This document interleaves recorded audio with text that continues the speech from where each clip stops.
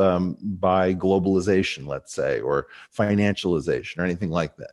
So we've been in a suicidal spiral clearly since Bill Clinton, and arguably before that. In such a situation, I don't think we have a leadership class. And I think that the people who are sitting in those seats are children. And they're children who are, in general, at the national level, many of them are born in the 1940s. I mean, somebody pointed out that, one way of saying it is Dianne Feinstein was conceived in the Hoover administration. Most of these people were conceived in the Truman administration. This is not a way to lead a technologically advanced society into the 21st century. These people can't code. They've never used a pipette. They don't know what the Teller-Ulam design is. They're not technically capable people. They're professional peacetime kleptocrats. And the extent to which Ted Wheeler and Mayor Jenny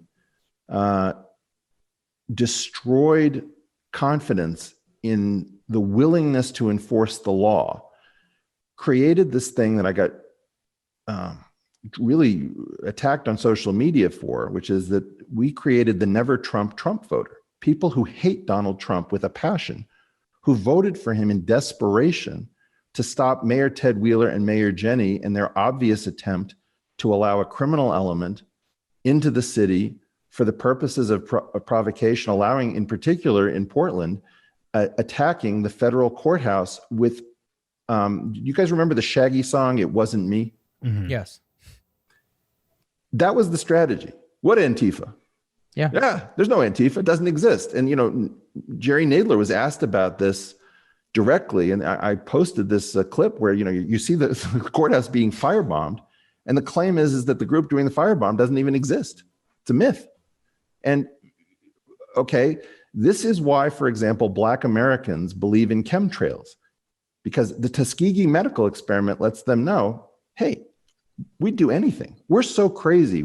Given what we've already done to you, you have no reason to believe that chemtrails aren't real. It's what we would call Bayesian priors. You're tutoring people's Bayesian priors that you're completely full of shit. You have absolutely no integrity. You're willing to engage in madness. And keep in mind that the one thing we know about LARPing is that the body count in Portland is so low because this is an agreed upon theatrical battle. Quick thing, Eric, I have to ask you this. I'm not asking you this in the woke sense. So let me finish the thought here. I'm from Oregon, as I said before. So I only mostly know white people. So everyone I knew growing up who believed in chemtrails was white. So I get your point about why black people. Why do white people believe in chemtrails? Oh, that's a little bit different. The Pacific Northwest, because of its history of labor activism and communism, in part shares a lot of the history of Black America. So one of the reasons that people see me as conspiratorial is because I come from a progressive family. And so when the government has spied on your family, when it's we locked Paul Robeson in the country by taking his passport. We locked Charlie Chaplin out of the country so that he left and we wouldn't let him back in to go to his house. Once you've been the target of the United States government, you realize that the mainstream belief of, oh, that's all science fiction and you go to too many movies is complete nonsense. Mm-hmm. So I would say everybody who shares the history of just being lied to and having their history completely denied. Remember, the Weather Underground was a response to the assassination of Fred Hampton at the hands of the Cook County Sheriff's Department as directed by the Federal Bureau of Investigation for the crime of introducing the Rainbow Coalition to decrease black fighting between gangs to create a political movement. We are that crazy. And because we are that crazy, everyone who's plugged into the Howard Zinn version of our history is not quite so sure that all elections are free and fair. If you take Operation Ajax in Iran, we clearly know how to turn over a government. That was the overthrow of the Shah, right? Yeah, Mossadegh. Right. So yeah. Too many operations. It's hard to keep track. Operation Condor in Chile. I mean, the issue is, if you don't know your history, maybe all this sounds like conspiracy theory. If you do know your history, you know what we're capable of. And there's no question that we're capable of throwing an election. And then now the problem is, okay, he said that. It's a little bit like saying, I don't believe vaccines are 100% safe. Now, that's clearly true. Vaccines are not 100% safe. However, there's an expectation that nobody will speak reality. If you're part of, if you're like me and you have advanced degrees in something, you're supposed to deny reality the way everybody denies reality. We're now at the point where the public, so many members of the public have caught on to the fact that the national official narrative is total nonsense, and they're willing to believe anything at this point. This is something I really want to focus in on with you, Eric, and I want to kind of turn it into where we are today. And something I've talked a lot about on Rising, and we're talking about tomorrow, is about impeachment. And a point that I've been trying to make, and I'm curious to get both your guys. I have to cut ties, and I'm going to disavow them. Yeah, of course. Fuck that shit. Mm-hmm. Okay, MAGA is our responsibility. Those are my brothers and sisters. I'm not running away from them. I'm not interested in that. I'm not demonizing them. But a cult it is. I'm not going to say it isn't a cult. I'm also not going to say that woke isn't a cult. It's a cult. Mm-hmm. These cults are incredibly powerful. And some of us have been noticing that there is no class of break glass in case of emergency people in our country. This is sometimes what a monarchy is supposed to do. I was hanging out with a royal family in Europe, which will remain nameless. And there's like 3, so someone can figure this out. No, there's more than that. There's more than that.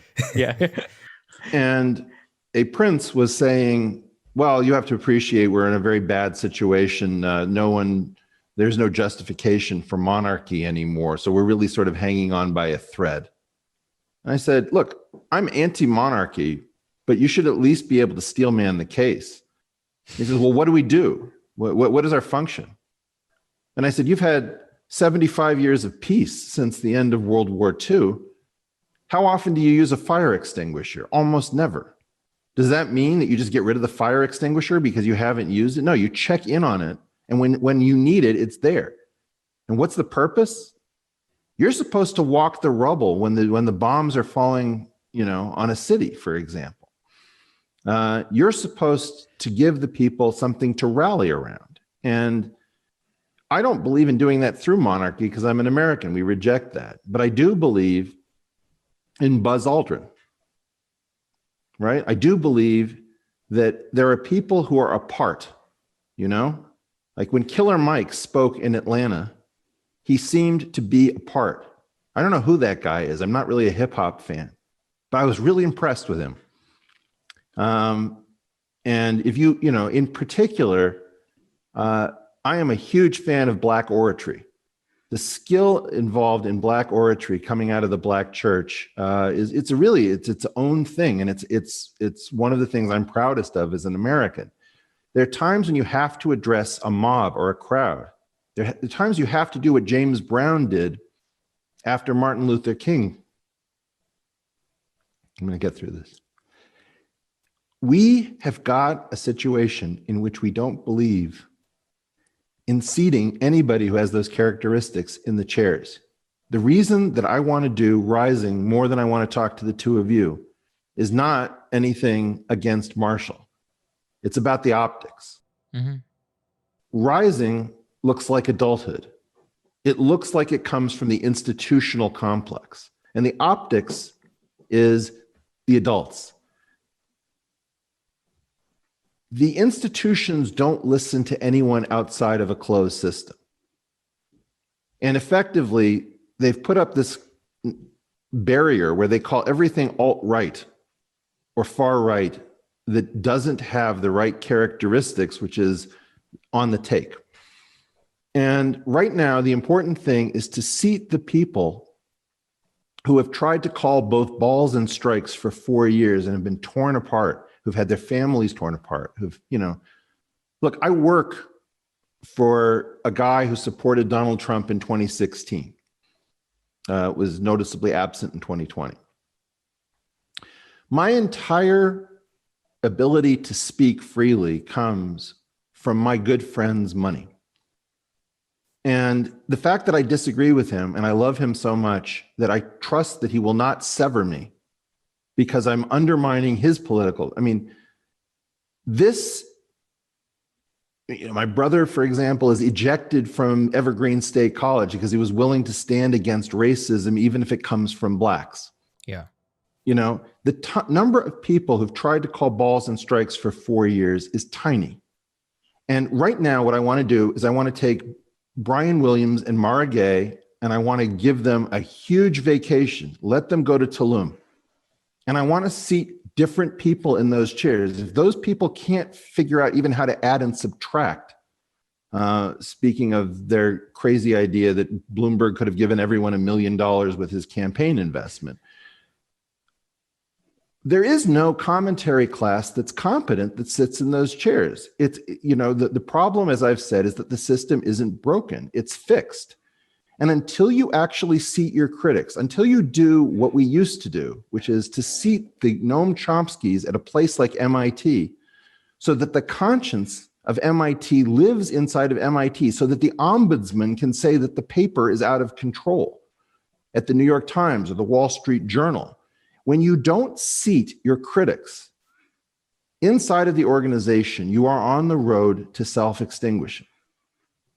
And right now, the most important thing is to realize that we don't have time to put everything on the blockchain to build new institutions. The most important thing right now is to get the tiny number of people who've been calling balls and strikes, who were born after 1964, into those effing chairs to tell the system, you're over, it's over, you're done.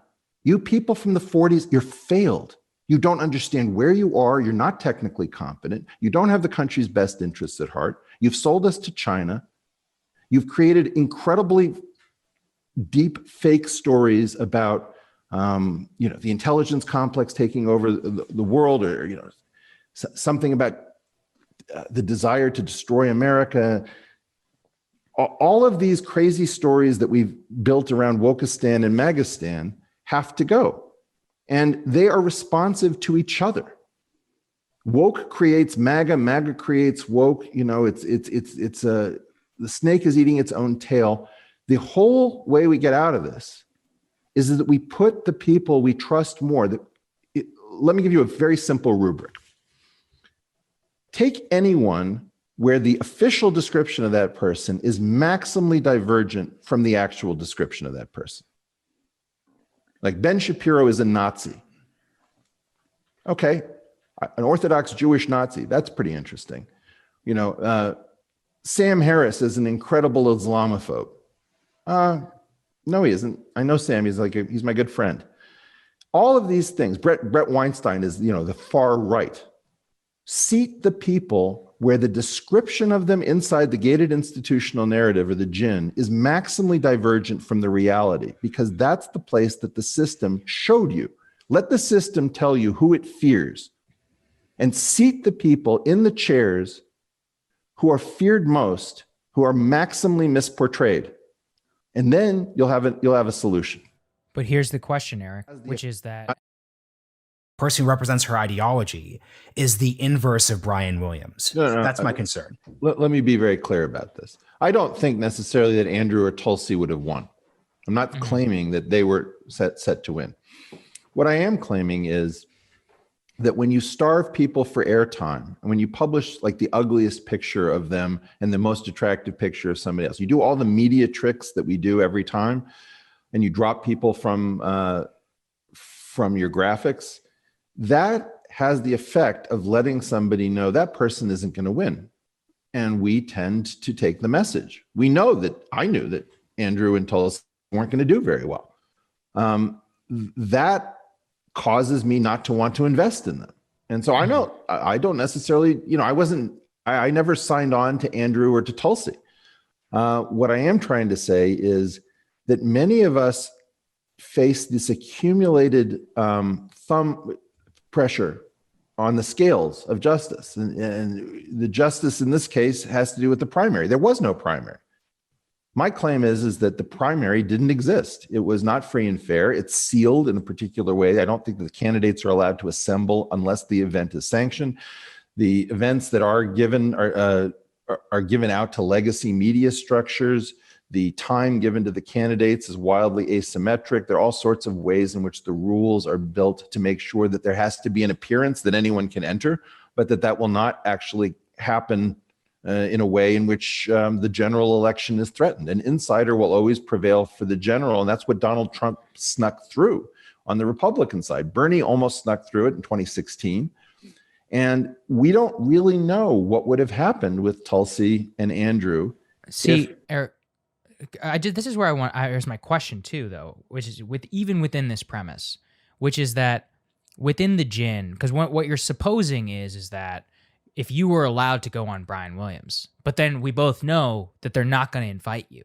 So I mean, this is part of what I want to get at, which is that and I think your concept of the gin is incredibly important to anybody who's actually trying to think about systems, because when you're thinking about systems, that's when you're actually can think generally on a much more structural level as to why incentives work and the way that people respond to those incentives within them, which is that at a base level, your success, my success, the reason people are even tuning into this conversation is because Brian Williams will never invite you on. They're not going to have me on MSNBC anytime soon.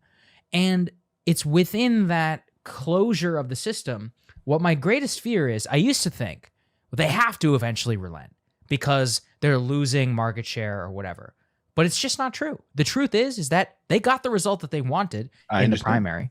And they're more profitable than ever. They actually have more viewers than ever by doubling down on this strategy. How can we? Is there a solution to that? That's my question, because I'm not sure if there is right now. Well, what I'm trying to get at is this is the Jayaprakash Narayan effect. If you know Indian history, during Indira Gandhi's emergency, most of the founding fathers of modern India had moved on from the independence movement and had become bureaucrats, had become wealthy by getting in on the spoils of a new nation.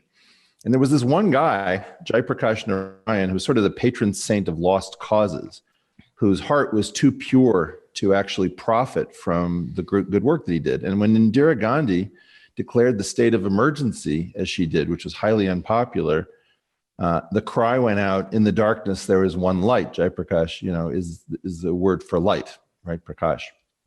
And the slogan was Sampurna Kranti Abna Rahai Bhavi Ityas Hamara Hai. Total revolution is now the slogan, future history is ours.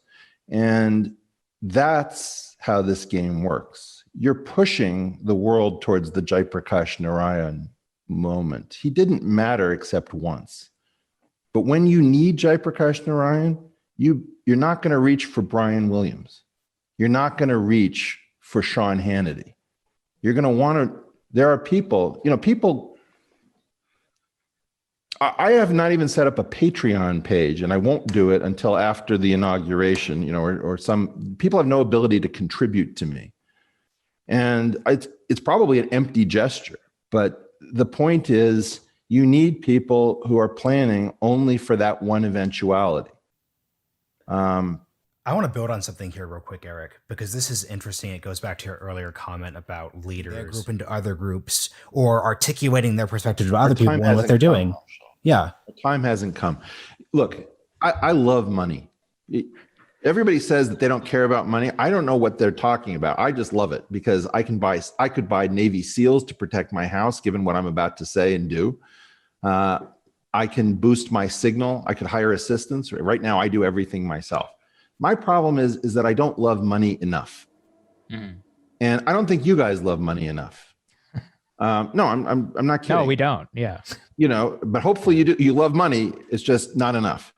And your time isn't now. It becomes very clear. Why don't I love money? Because I have things. Money is very expensive. Most of the very wealthy people I know spend almost all of their time talking about money. And I don't want that life. My time is too valuable. If time is money, my time is precious. And there's not usually enough money to buy my time. What I believe is that nobody really believes that at the moment. We're still caught in the old system about power, money, and who's on top and all of this stuff. I want my children to survive in a country that I deeply love. And I don't see anybody fighting for this. You know, the concept of being a patriot, I can tell you everything wrong with this country. This country has been horrible to my family. I love this country. And the idea that I get to push out a sophisticated version that is not immediately intellectually insulting, the idea that, you know, I've given up huge amounts of income by quieting my podcast because I knew that these cancellations were coming. And I did not want to give people the excuse to come after me. Our time isn't yet, gentlemen. That's what I'm trying to tell you. For 75 years, something hasn't happened. And that's so long that people can't remember that something is about to happen. What do you mean by, could you define 75? So do you mean like war? Like, what do you mean by nothing has happened? In the fall of 1945, we dropped some atomic devices in Japan. And with the exception, in some sense, of maybe the Great Leap Forward in China, we didn't have 20th century level tumult. So we've been through this incredibly quiescent period. Mm-hmm. And we are the children of the Great Nap. We grew up in a, you know, even with the Cold War, the storm clouds were always on the horizon. The Cuban Missile Crisis, they stayed on the horizon. So as a result, we don't really know what reality is. We've been in a prolonged state of unreality. And when you look at what happened at the Capitol building and you compare it to what happened at Stalingrad, these aren't the same parts of speech. Mm-hmm. The future is coming, and it's going to come pretty violently because nobody knows how to hold this thing together. And I don't mean violently necessarily in terms of blood in the streets. It could be the disruption of our legal system. It could be any one of a number of things. But what's happened is we've held the future at bay. This is my wife, Pia Milani's observation. And that COVID accelerated the future because the future has been held back by the people born in the 1940s.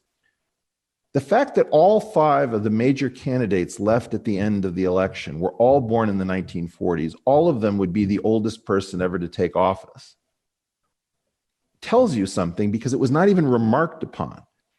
Effectively, what you're looking at is the pre-Great Society world attempting to hold back the future. And this is their last, you know, when you corner a beast at the end of its life, it is maximally ferocious because it has no reason to hold back. And what we're seeing is a maximally ferocious group of septa and octogenarians clinging to power, which is about to give way. And what I'm trying to tell both of you is your time isn't quite yet. All that you're doing right now is you're getting yourself set for what comes next.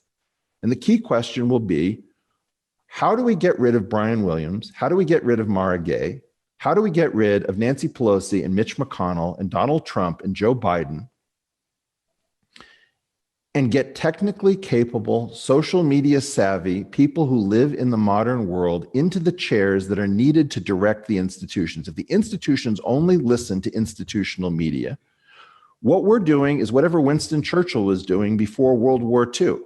Mm-hmm. And what I highly recommend, gentlemen, is look at Chamberlain's speech of resignation. We always talk about Chamberlain waving the paper about peace in our time and go home and get some sleep and all this kind of stuff.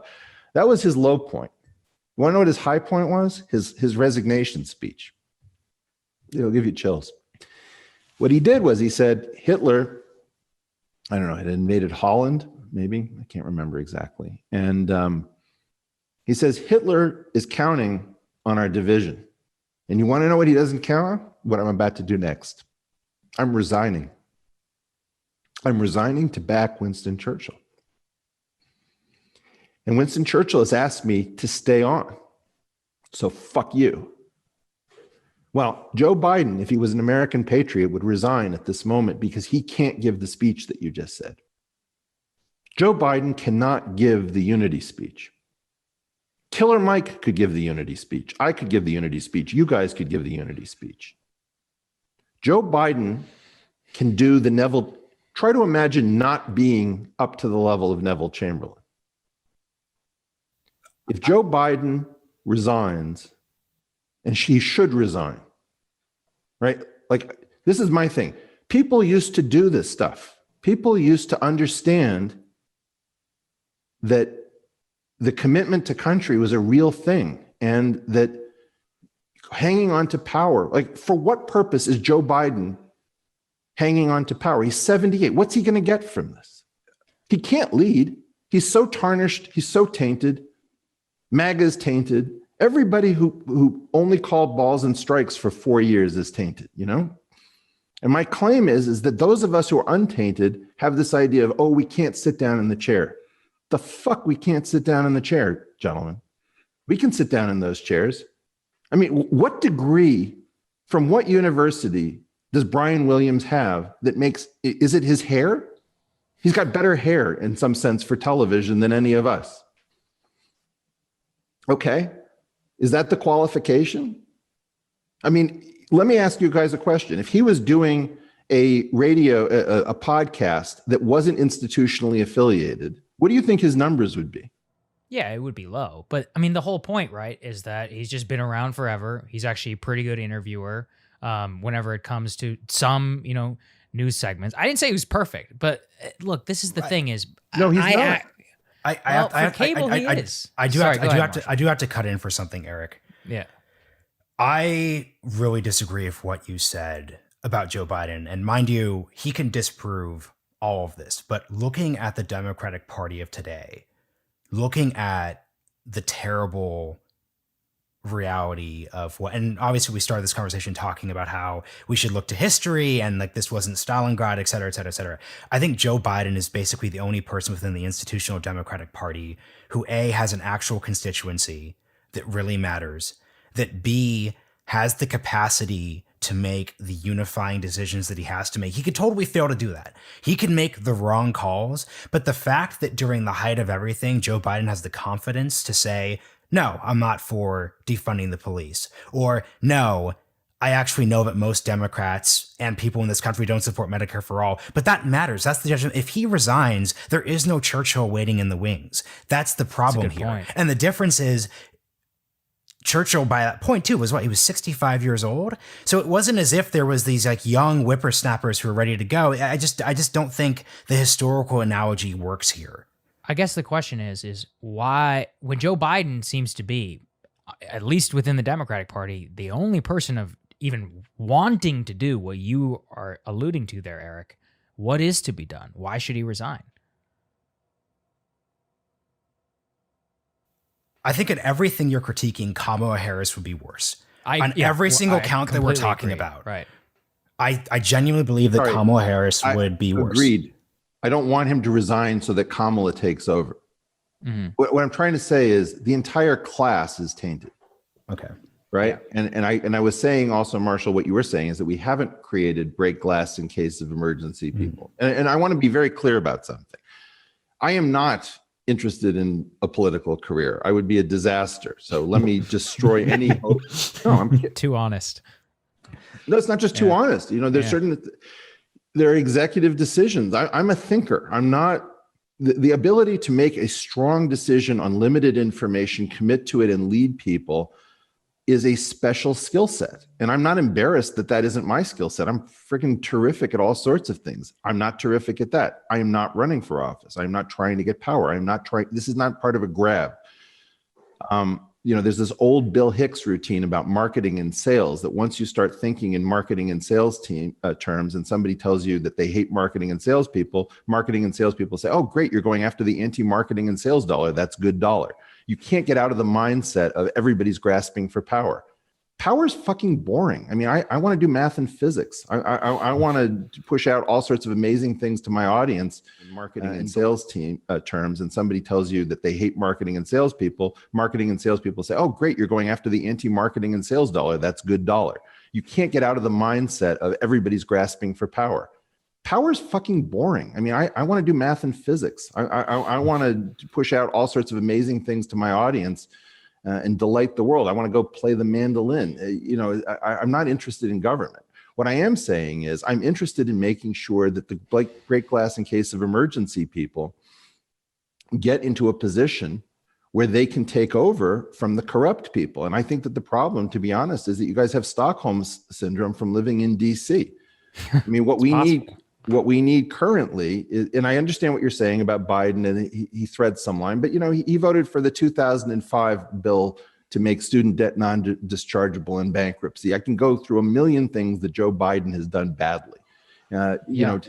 To tell people that he's going to prioritize everybody who doesn't look like him for help with their business. Well, Lord knows what Hunter Biden sells, to make his millions. Enough.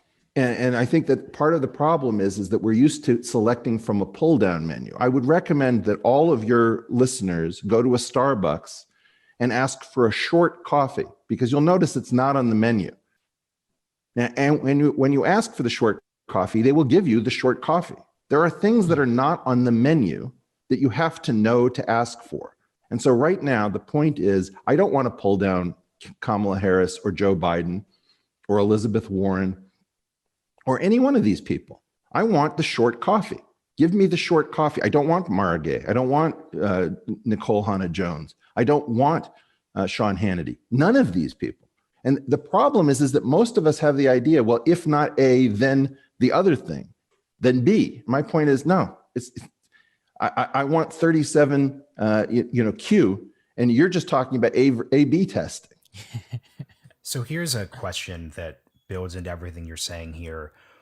Because despite our DC Stockholm syndrome, which is definitely a real thing in many respects, we do largely agree with your critique. We frankly don't want to run for office either.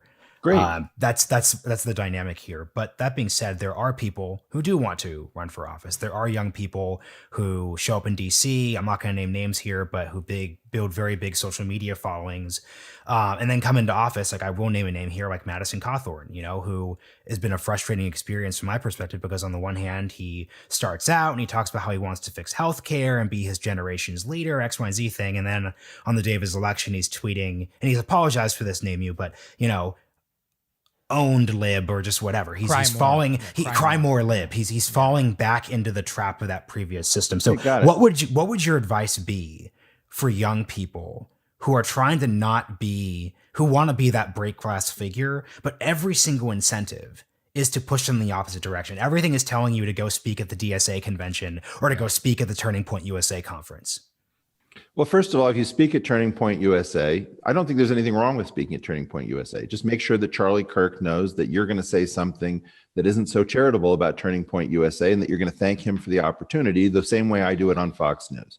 So the first thing is that you can absolutely go on Fox News and tell them that Fox News is a propaganda network. And once you've done that, that's fine. If you listen, I went on Ted Cruz's podcast, The Verdict. But you got to be disagreeable. You can't get swept up in the desire to make nice. You can't sell your hosts out. I'm not going to, go on Ted Cruz's podcast to stick it to Ted Cruz. I really appreciate the fact, and I was polite as could be. On the other hand, I'm no pushover, and don't be a pushover. Have your own independent sense of reality, and make sure that you carry it with you when you get onto that stage, and make sure that you try to call balls and strikes, and be prepared that you're going to be called. The amazing thing in the internet era is that there's a name for every ready-made argument. Oh, both sidesism. Oh, that's just whataboutism. Okay, well, you're going to get the automated bot level arguments. Dude, I thought you had integrity. Now I realize you're just a grifter. Right. Like blah, blah, blah. These are the hyenas of social media, and they just nip at you to try to wear you down. Okay. What you need, you ever watch hyenas going after a lion? Got 20 hyenas on one lion until the rest of the family shows up. And that's one of the reasons why I'm doing the show. You guys are break glass in case of emergency people. Joe Rogan, Ben Shapiro. Ben Shapiro and I can appear together. If you want to see unity, Glenn Beck just reached out to me, said, we need unity now. And I was never a Glenn Beck fan, but I just wrote one letter. I think I just wrote one word, in.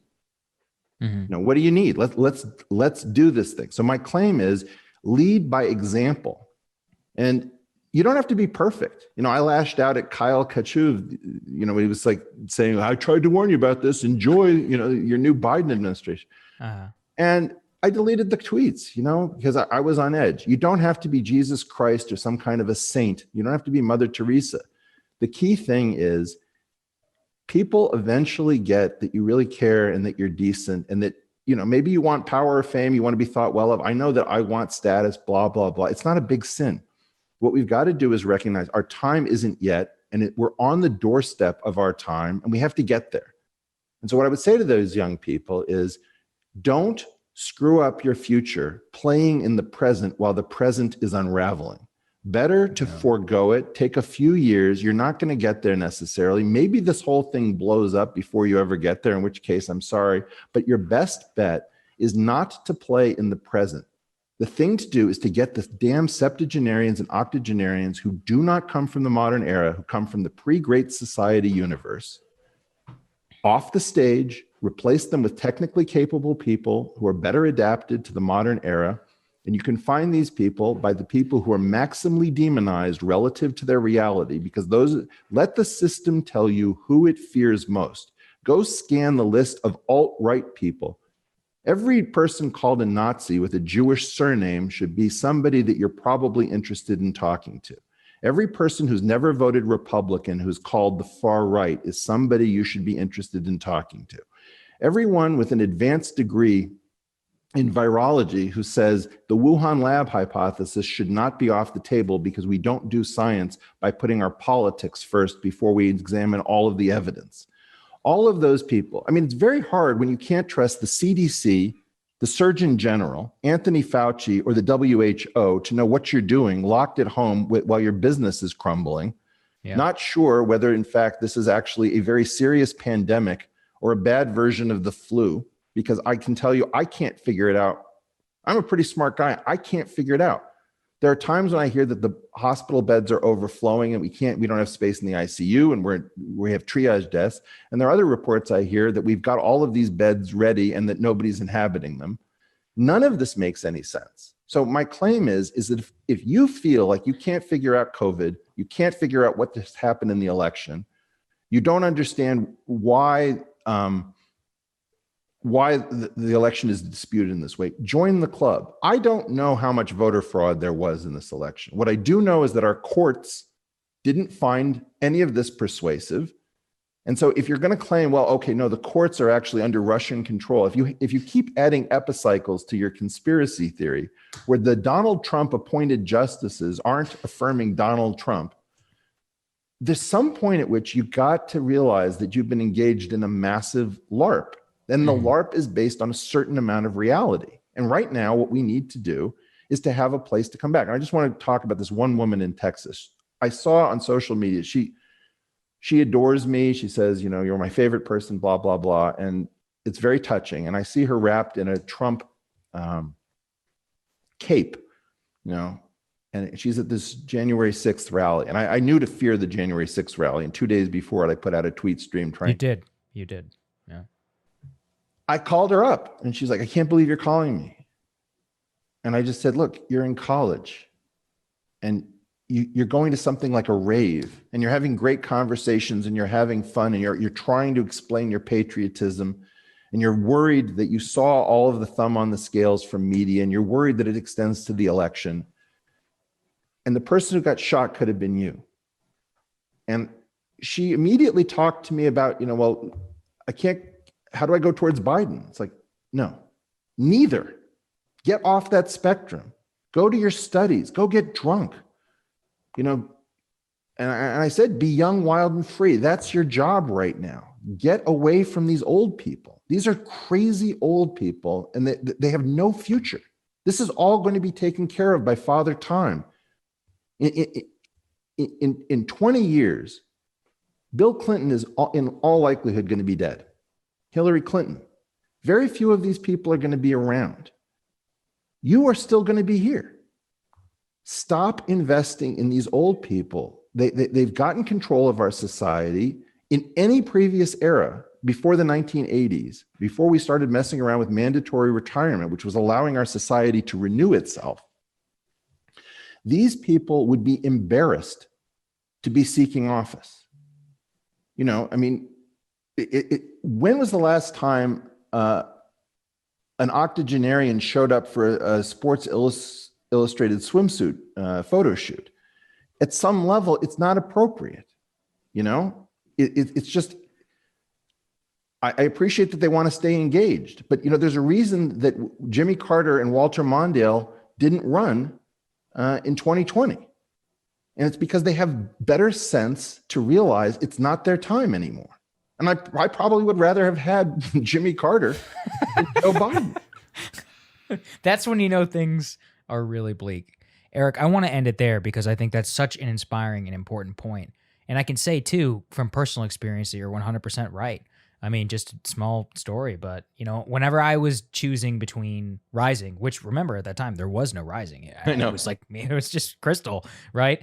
There was this show at The Hill, which was, had 6,000 subscribers on YouTube. It was like literally nothing, not something people knew anything about.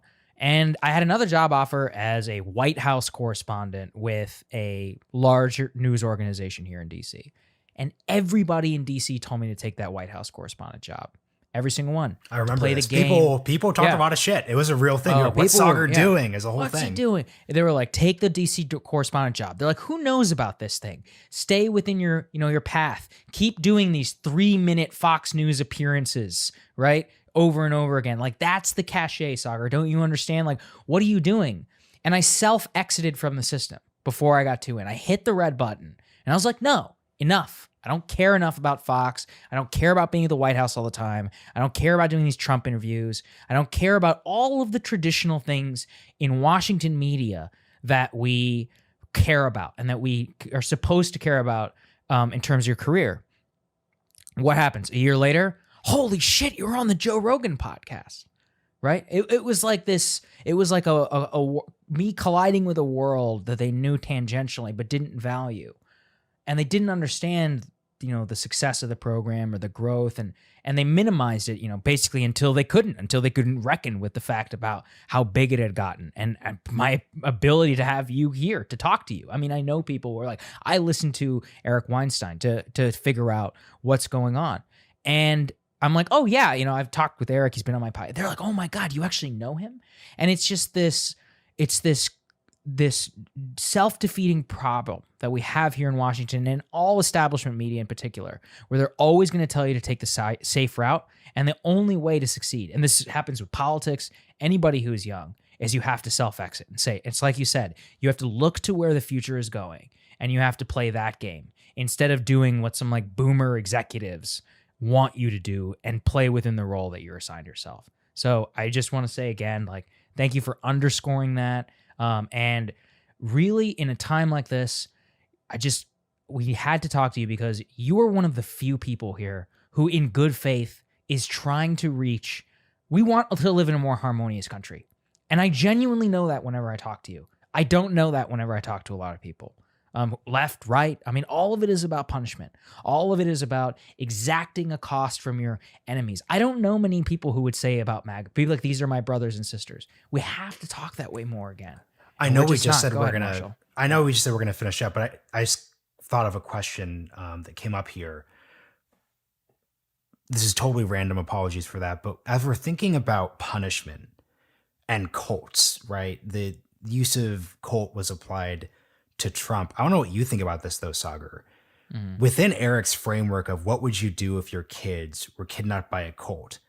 You go the fuck in, you do all that stuff, but you almost certainly would support the punishment of the cult leader, especially if that punishment prevented him from doing that to other people's kids. So how do you think about the punishment framework within the contract you've created for Eric? Because it's unclear which direction it goes. I agree with that. I would say, and this is what I said on my show this morning, which is that he lost the election. That's the punishment. Like, he lost. That's the real price. He was humiliated on a national stage and lost states that he won previously. Eric, I'm curious, before we go, what do you think about that? I have a very, people will not understand this. I'm hesitant to say it, but I think I probably should. Mm-hmm. I believe in smacking some people to the curb and being the first to make sure that you offer them a hand back up. And my feeling is that right now, Donald Trump needs to be smacked to the goddamn curb. And I also believe that at some level, you need to potentially offer, if not him, certainly people around him, a hand back up and a way back. And the vengeance the problem with social justice theory is that justice is actually sometimes a euphemism for vengeance. Mm-hmm. A lot of us feel very humiliated. We feel very jealous. And Donald Trump is going to be built back up by overreach of the Democratic Party, because the Democratic Party is not without its own blood on its hands. And in essence, the Democratic Party created the presidency of Donald Trump, in my opinion, by saying, oh, how do we get somebody to irradiate themselves? Well, we'll give them cancer and then they'll need to irradiate themselves. Inside of that framework, I don't think that the Democratic Party is in a position to do this. I do think that the tiny group of misfits to which you guys belong, and I can't tell you how touched I am that you guys think in these terms. Let me just say that for all future appearances on anything you do, you have a general yes. I don't give out a general yes, but I so admire what you guys are doing that just don't even ask me to come next time whenever you want.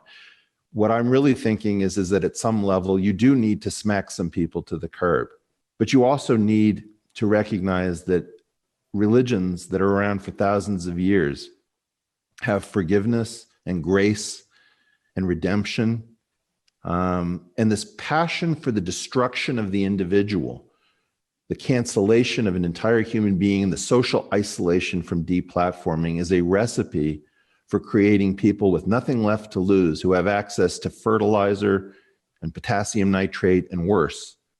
And, you know, my claim is that most of us need love and admiration and trust. And look at my timeline. The number of people who say, Eric, I always politically disagree with you, but I never feel that you're condescending. Never use words like knuckle draggers or make fun of the inability of people to spell.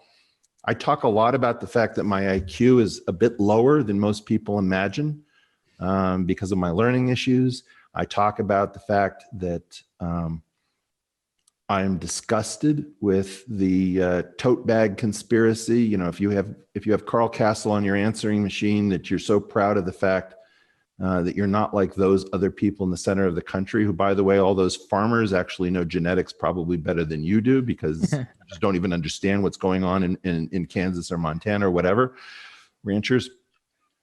We need to basically realize that the rest of our country is being driven insane by its media, but that person to person, human to human, most of us are better. And one of the things that I really think, you know, the cure for anti-Semitism is getting to know more Jews as friends. The cure for anti-Black prejudice is, you know, hanging out in Black spaces and experiencing the warmth and hospitality.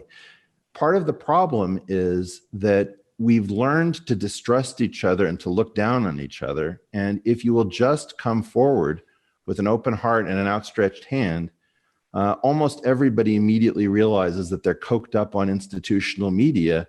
And once that kind of haze and fog lifts, we get back to the business of being who we are. Because frankly, if we're going to be, we're great and the other side is horrible, that's not America. You've already given up on your country.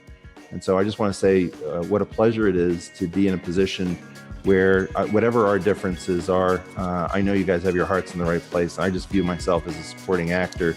You guys are the future, and anything I can do to help you get you there would be my honor. Well, thanks, likewise, Eric. Thank you so much.